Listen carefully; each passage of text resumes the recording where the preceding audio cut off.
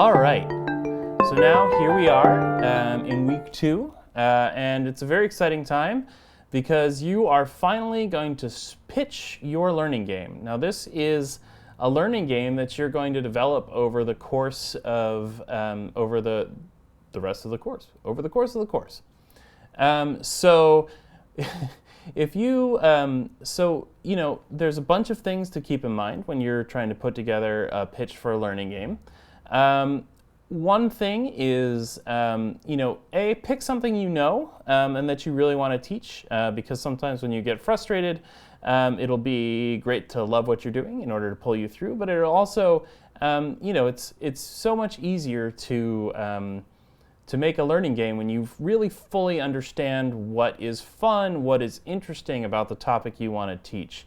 When we start our learning game process, we are always the first thing we always do is talk to experts, talk to people who really engage with whatever subject matter we're trying to teach, and we ask them what's fun about it, and we ask them what engages them about it, and that usually helps us come up with the core mechanics pretty quickly.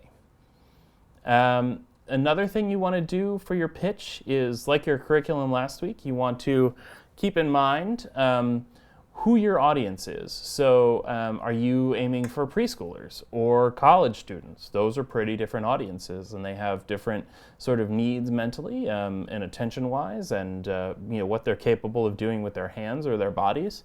So you want to keep that sort of thing in mind. And then you want to sort of think through what context you're doing it in. Is this after school? Is this part of a formal economics class? Is this, like a park game, like people are walking by and they're going to be drawn into your game? Like all those sorts of things really matter too when you're thinking about what you want to teach and how you want to present it.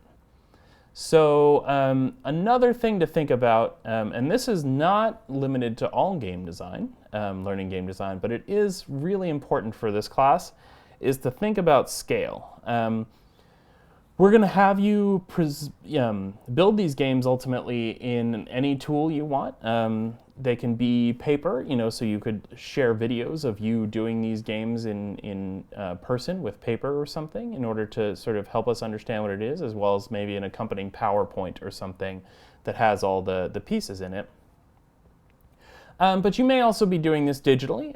You may be using our GameBlocks tool, you may be using some other tool, or you may be a master coder, and that's all fine.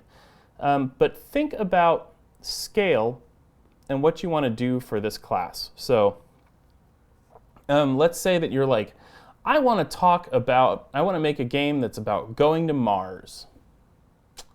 You are not going to be able to make a game about the entirety of going to Mars in this class because there's a lot involved. It's really complex. But let's say you wanted to make a game about, you could just pick a small part of that. So like, I want to make a game about trying to build a colony on Mars. I just focus in on a few really key things you want to teach and really do those well. Really pick a small piece, just a small piece of a really big topic. Again, something like climate change might be really hard to do, but figuring out how to explain carbon capture in the atmosphere. Like some small part of it might be a really interesting game, and something I think you can much more easily realize in the span of time of this class than to like try and really explain all the complexities of climate change. So put together your pitch. You can do it in video form, you can do it in text, like a paper or a PDF, and upload it to the forums, and then review other people's. We already have some video about how to give good peer feedback. Please check that out. Really engaging with other people and giving good peer feedback is an important part of this class. It's good for you not only to give other people feedback and for you to get feedback from other people, because then you can know how to grow your game, but you can also see what other ideas people have and how other people are thinking through these challenges, and I guarantee you'll get something out of it. All right, thanks. See you next week.